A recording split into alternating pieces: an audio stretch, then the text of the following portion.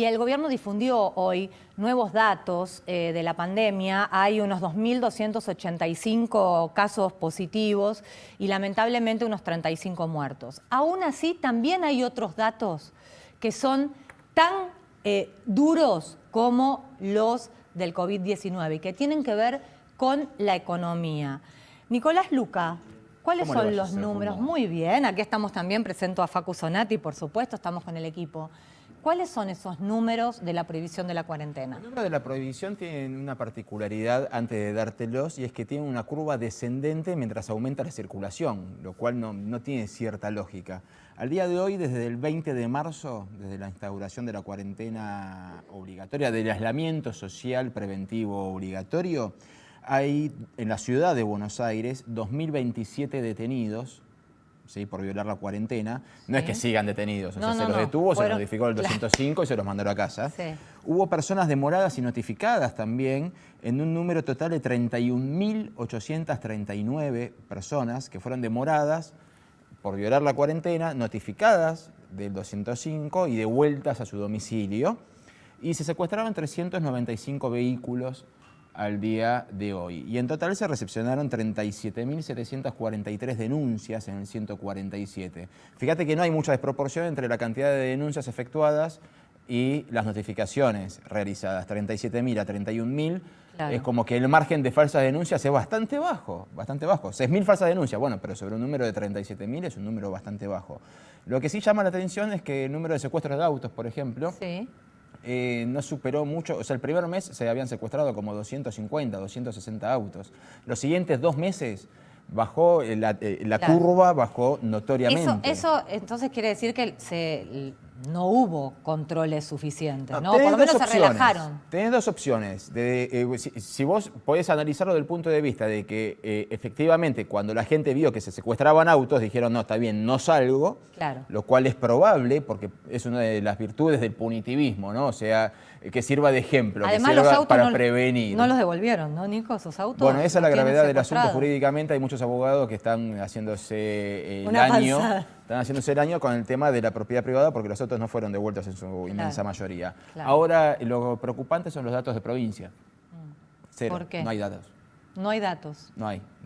¿Y cuál es el argumento? O sea, hablas con el oficialismo, no quieren saben, estigmatizar. Y hablas con la oposición y te dicen que hacen presentaciones y no se las contestan. Así que no hay demasiados datos.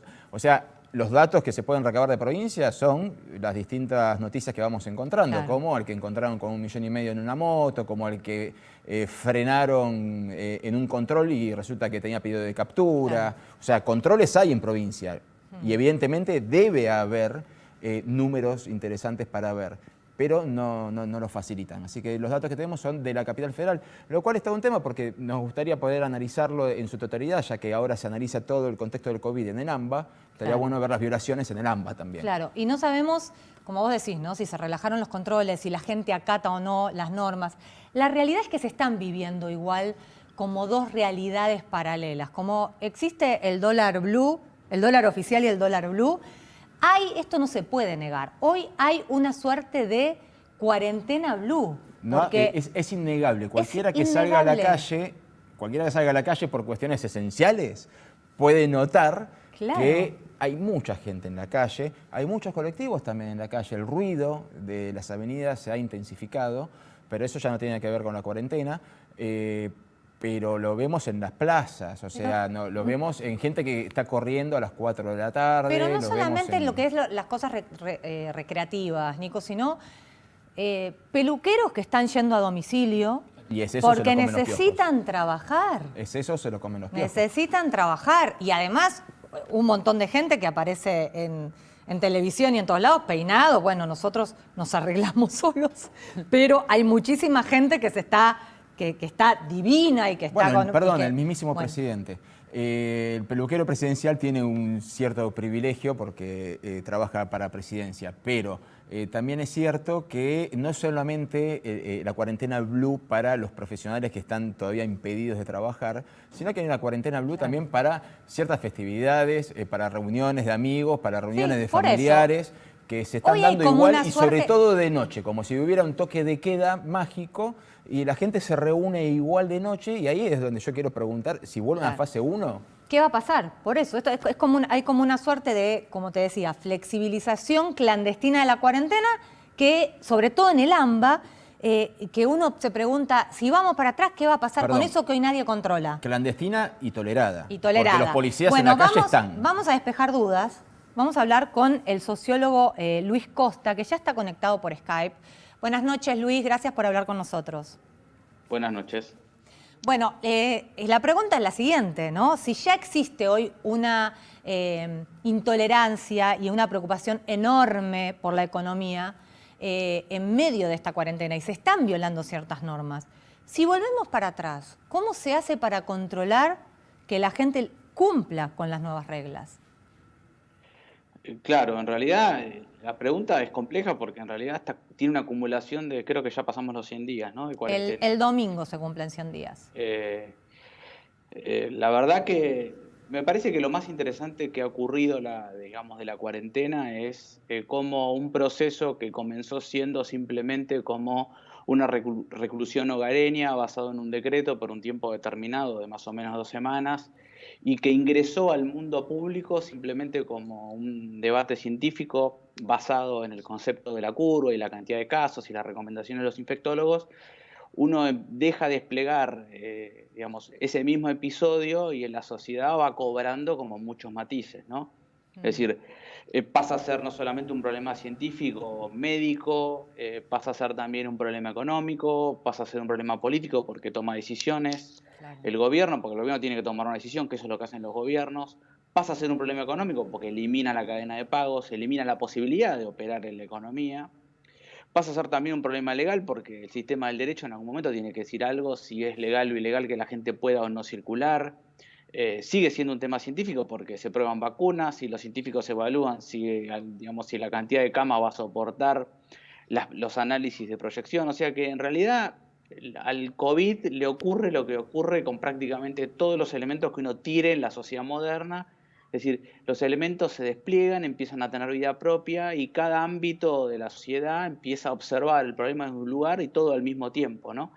Y bueno, el problema es que el sistema político en general, en casi todo Occidente, cree que tiene preeminencia sobre todas las otras miradas. Entonces, bueno, claro, insiste en querer dominar absolutamente todo. Entonces, bueno, las amenazas de volver a fase 1 también uno tendría que incluirlas con la intención que tiene siempre el sistema político de volver a tener control sobre todo, cosa que en realidad se expone siempre a una complejidad social muy diversa y es lo que viene ocurriendo, ¿no? Claro, por eso, porque digo, es como imposible entonces hacer que la gente cumpla con una regla solamente, digamos, imponiendo una prohibición, ¿no? Digo, ¿hasta cuándo una prohibición no se sostiene, ¿no? Y no sé, como contaba el ejemplo recién del dólar oficial y el dólar blue. El dólar blue es ilegal, pero la gente igual, para resguardar su ahorro, va y compra dólar blue.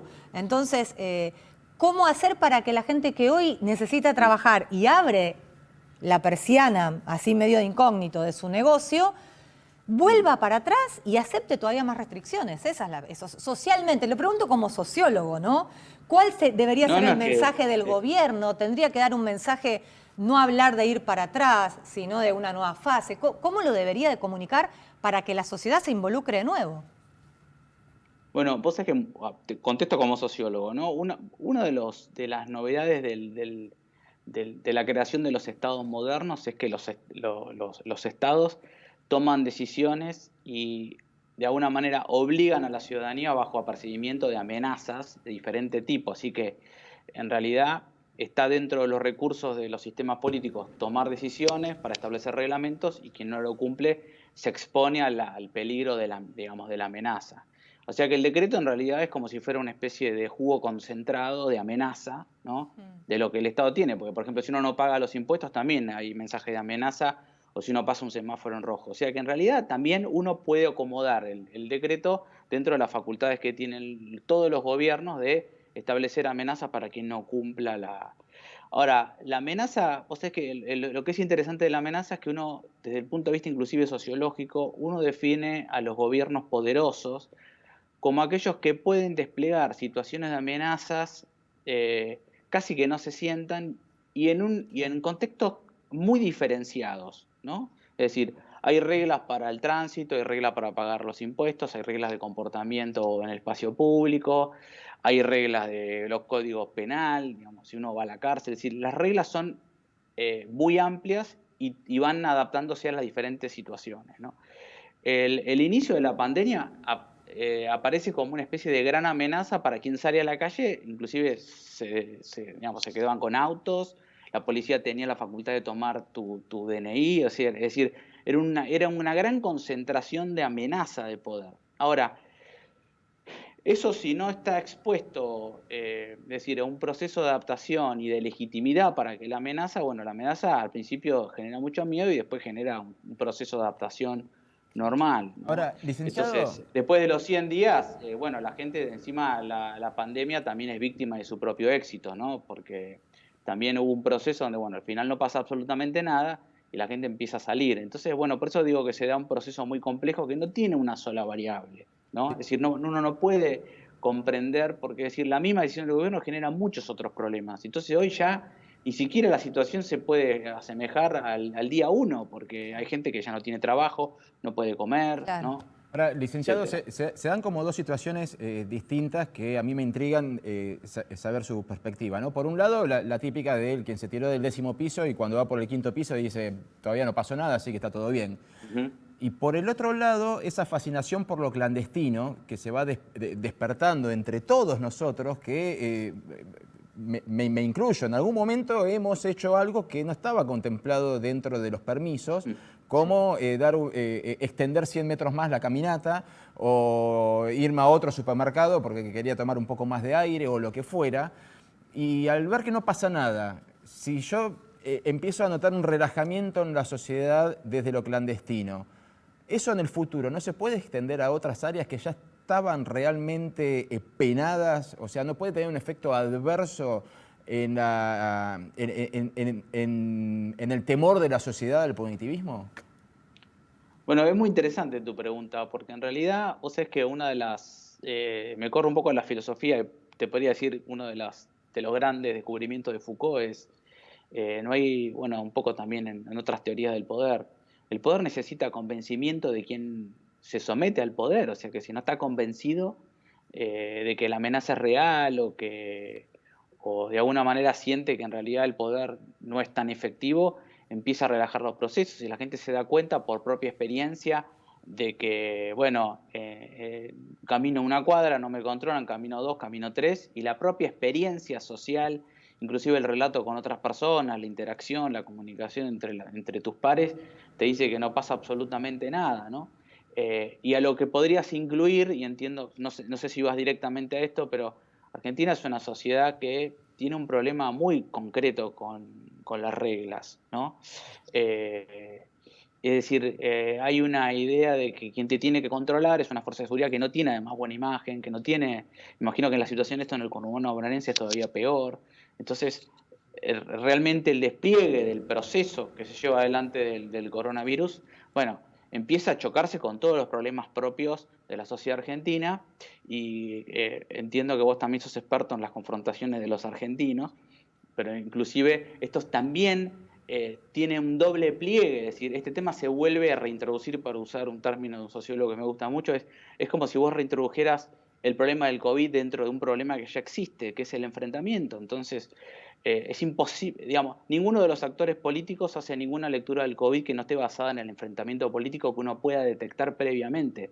Es decir, el coronavirus tiene una imagen, tiene como unos pompones, pero la forma en que se habla del coronavirus es fácilmente detectable en las tradiciones políticas argentinas, se mezcla con el rol del Estado, el neoliberalismo, ¿no? Es decir, cada ámbito de nuestra sociedad hace uso del coronavirus adaptándolo a lo que esos ámbitos de la sociedad ya producen de antes, ¿no? Y entonces por eso creo yo que sociológicamente es muy atractivo y socialmente es un problemón, ¿no? Facu. Sí, Luis, ¿y cómo incide, digamos, la ecuación costo-beneficio de cara a lo que sigue? Porque evidentemente el impacto sanitario fue moderado, pero las consecuencias económicas sí están, de alguna manera, viéndose cada vez con más fuerza. ¿Cómo va a incidir en ese sentido en la gente a la hora de evaluar eso, costo y beneficio? Bueno, mira, yo creo que ya está incidiendo, ¿no? Vos sabés que ahí hay un tema en tu pregunta que también me parece muy, muy interesante, que es, eh, hay mucha, dentro de las ciencias sociales y de las ciencias económicas y de las ciencias del comportamiento, se ha puesto de moda los últimos 30 años lo que se llama como análisis de riesgo, ¿no? Y en realidad los análisis de riesgo giran en torno como a dos grandes corrientes, ¿no? Aquellos que prometen fórmulas de contingencia, es decir, maneras de articular el riesgo y por lo tanto de controlarlo, y otros que dicen que en realidad ningún análisis de riesgo puede evitar otros riesgos en paralelo, ¿no? Por ejemplo, a veces la industria genera soluciones para la contaminación que generan problemas en sus propios trabajadores, o inclusive el tema de la curva, digamos. Nosotros tenemos una curva más aplanada que otros países, pero estamos teniendo problemas específicos que probablemente sean especialmente de Argentina, que los vamos a ver el año que viene. Al mismo tiempo, la preparación sanitaria de todo el país para que la gente pueda, con coronavirus, se pueda, bueno, hospedar en los hospitales, deja todas las otras patologías sin atención. Es decir, la idea del riesgo en realidad es que el control del riesgo en sociedades complejas como en las sociedades modernas, donde pasan millones de problemáticas al mismo tiempo, en realidad es una ilusión, ¿no? El riesgo no se controla, se toman decisiones que siempre tienen algún tipo de riesgo. Y el que en la sociedad se ocupa de tomar decisiones es el sistema político. Claro. El sistema del derecho, por ejemplo, digamos, los jueces no toman decisiones de riesgo. No. Toman decisiones para ver si algo está ajustado a derecho o no está ajustado a derecho, ¿no? Claro. O, por ejemplo, la ciencia decide si la vacuna cura, pero quien toma decisiones es el sistema político. Sí. Y la contracara de esto, por eso mencionaba anterior al tema de los conflictos entre los argentinos, la contracara de esto es que los sistemas políticos toman siempre decisiones en función del conflicto que siempre tienen entre quien gobierna y quien está del lado de la oposición, ¿no? Claro. Entonces, en realidad todo lo que ocurre está atravesado por quién de los actores que dan vuelta en la sociedad toma el tema y en qué momento lo agarra, ¿no? Eso, justo te iba a preguntar algo sobre este tema. Vos también sos analista político. Digo, ahora tienen que tomar nación, ciudad y provincia una decisión con un riesgo, que es que la gente, como vos decías antes, no cumpla o no acate. ¿Y eso cómo impactaría en la imagen de los gobernantes y en la autoridad de los gobernantes? Sí, en realidad las tensiones que hay son básicamente en AMBA, con las características que vos acabás de señalar, ¿no? En realidad también los gobernantes son víctimas de sus propias decisiones, ¿no? Entonces, ellos fueron los que decidieron llevar adelante la cuarentena, ir construyendo esta idea de fases, ¿no? Que da la sensación de que lo fueron construyendo como una especie de acompañamiento de marketing para ir explicando lo que iba sucediendo, no es que las fases estaban establecidas desde el día 1, Claro. pero bueno, son cosas que también ocurren en la dinámica de los gobiernos, pero creo que ahí la tensión más grande que se vislumbra, inclusive en las declaraciones, es la presión que hace el gobierno de la provincia de Buenos Aires por la situación en el conurbano y una mirada probablemente distinta que se tiene en la ciudad de Buenos Aires, ¿no? Pero bueno, por lo menos de la exposición pública que se hace de los temas, se habla mucho más de política que de datos, porque, por ejemplo, los especialistas en salud pública y en gasto podrían estar hablando de temas como, por ejemplo, relación entre el gasto, la edad del paciente y el PBI. Bueno, digamos, hay un montón de otros cálculos que otros expuestos podrían explicar mucho mejor que yo, pero en definitiva, la manera en que se despliega el conflicto político también esconde las tensiones de gobierno-oposición. En el caso de que, por más que sean dos gobiernos, quien gobierna la ciudad de Buenos Aires está del lado de opositor y hay una presión muy evidente de la provincia de Buenos Aires, ¿no? Con el gobernador, inclusive el ministro de Seguridad de él habla mucho del tema del coronavirus, lo cual también es muy interesante porque en realidad termina siendo un vocero político. No sabemos de quién, Bueno, porque no sabemos si de Kicillof, de Cristina.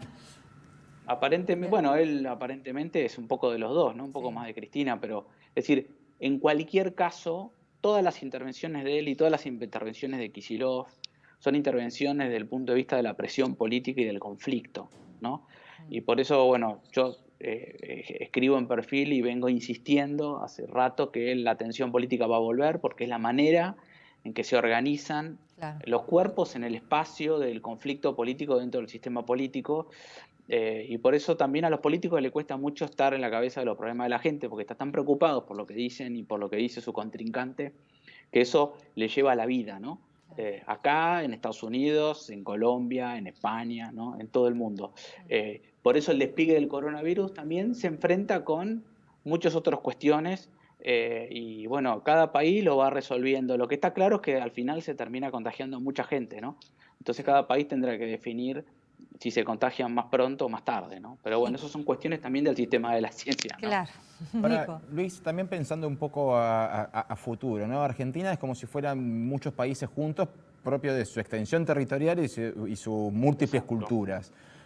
¿Cómo ves de acá a futuro la relación entre el interior y el AMBA por estas diferencias notorias que hay en base a la evolución de contagios que ha existido en los últimos meses? Que hay una parte del interior que ha retomado su vida con absoluta normalidad, otra con menos normalidad, pero han retomado sus actividades, y una ciudad de Buenos Aires y un conurbano que es mirado prácticamente con desprecio, como si fuéramos un leprosario. ¿Cómo ves esa convivencia a futuro, teniendo en cuenta la histórica riña casi folclórica entre interior y puerto? Sí, en realidad, vos sabés que lo interesante y lo terrible de Argentina es que vos podés hacer un montón de pliegues, ¿no? Podés redescribir los territorios, como vos bien decías, voy a usar la teoría de Mori Araujo. Por ejemplo, el peronismo ha sido siempre dos cosas al mismo tiempo, ¿no? Digamos, un partido, bueno, ahora ya no tanto, pero cuanto más desarrollo y más urbano es el lugar que vos estás analizando, ha sido más siempre un partido que, si querés históricamente, se parece más a un partido obrero y que luchaba contra las clases medias que no votaban peronistas. Y cuando te vas a lugares menos desarrollados como Catamarca, Formosa, Santiago del Estero, es un partido más bien tradicional, ¿no? Ahora, encima tiene un tema adicional esto que vos te estás marcando, que es muy evidente que el coronavirus está muy vinculado a los lugares de desarrollo, porque viaja, es un virus que viaja en avión, ¿no? Y cuanto más desarrollo y la ciudad tiene más contacto con el mundo, más conflicto tuvo en la expansión, ¿no? ¿Cómo se lee eso? Bueno, el problema que tiene políticamente es que en el lugar donde más tenemos concentraciones, lo que hablábamos recién, tenés un conflicto entre dos partidos opuestos. Así que, digamos, acá se arma como una especie de microclima que lleva mucho más la atención que la relación entre entre la ciudad de Buenos Aires o la provincia de Buenos Aires y el interior del país. Y me parece que ahí vale la pena hacer una distinción importante, ¿no? Los gobernadores evidentemente se sienten mucho más cómodos con Alberto Fernández que con Cristina Fernández de Kirchner, ¿no? Entonces yo creo que el sistema político está todavía tratando de encontrar qué identidad va a tener bajo este régimen, en el sentido de si los gobernadores van a poder confiar en Alberto Fernández como quien le dé forma a la relación entre el gobierno nacional y las provincias, o Alberto Fernández va a ser víctima de la presión de Cristina Fernández de Kirchner. Y yo creo que uno de los problemas que estamos empezando a ver es que no termina de quedar claro quién toma el centro de la escena. Si vos querés, para hacer un raconto, la Argentina moderna nace cuando el gobierno central pasa a ser el que reclama para sí, ¿no?, el monopolio, como decía Botana, para todo el territorio nacional. Y hoy el federalismo se da de una manera un poco desordenada, porque no queda claro, ¿no?, quién domina en el gobierno central, y por lo tanto los gobernadores van viendo más día a día qué va ocurriendo, ¿no? Por ahora ellos creo que han sacado ventaja en el sentido de que les han dejado libertad para, bueno, si tienen esquemas para ofrecer de modificación de la norma de restricción en la circulación, lo han hecho, ¿no? Así que toda la atención se lleva en la atención política que nosotros tenemos hoy acá, ¿no? Facu. Luis, te llevo bien cortito nuevamente a tu rol de sociólogo. Hemos hablado acá en el programa durante las últimas semanas de lo que es la pandemia económica también. Y si bien los argentinos tienen mucha experiencia en superar crisis, me pregunto si queda resto para lo que viene después de, por ejemplo, solo en la ciudad de Buenos Aires, 23.000 o 24.000 locales que ya cerraron completamente la persiana? Bueno, ahora acaban de publicar, ¿no?, los datos del INDEC digamos, del aumento en la desocupación, de la caída en ¿no?, digamos, en la economía, y todo en contexto pre-COVID, ¿no? Claro. Creo que las estimaciones son el doble para el segundo trimestre. No, la capacidad de aguante es muy pequeña, ¿no? Y genera además otro problema, que es que al Estado lo sigue obligando a hacer esfuerzos económicos que son en realidad inventivos, porque se basan en la emisión, se basan en un aumento del gasto, y creo que hay otro componente acá adicional, que es la economía funciona básicamente con inversión, no hay otra manera de funcionar la economía. Quien invierte necesita entender cuáles son las reglas de juego, cuáles son las legislaciones.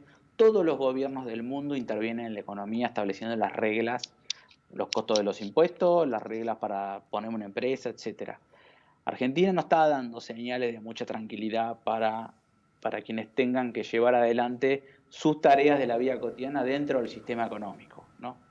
Entonces, no solamente es el problema digamos, de la economía y de la sociedad que no aguanta, sino que es eso, es un contexto en el cual es muy poco probable que Argentina sea un terreno donde sea interesante venir a ofrecer bueno, inversiones, ¿no? Creo que decían con el caso de Vicentín que había una amenaza, según la gente del gobierno, de que Vicentín se quede en manos extranjeras, digamos. En realidad es como, y ellos decían, bueno, logramos evitarlo. Bueno, lograron evitar una inversión, digamos, y eso está visto por ellos como un caso de éxito, ¿no? Así que bueno, ese es el contexto al cual se enfrenta, pero la problemática social argentina viene acentuándose hace 40 años sin parar, y este es un episodio más, ¿no? Entonces, lo que haga el coronavirus basado en las decisiones de los gobiernos se posiciona sobre una situación bastante trágica del desarrollo de la sociedad argentina, ¿no? Bueno, por lo visto no hay entonces mucho resto para volver para atrás. Luis Costa, muchas gracias por estos minutos con nosotros. A ustedes, buenas noches, gracias por la entrevista. Bueno, nosotros vamos a un corte y a la vuelta vamos a hablar sobre el video y te vamos a mostrar partes del video que el gobierno hoy difundió sobre una supuesta reactivación, y Facu Sonati va a contrastar esos datos.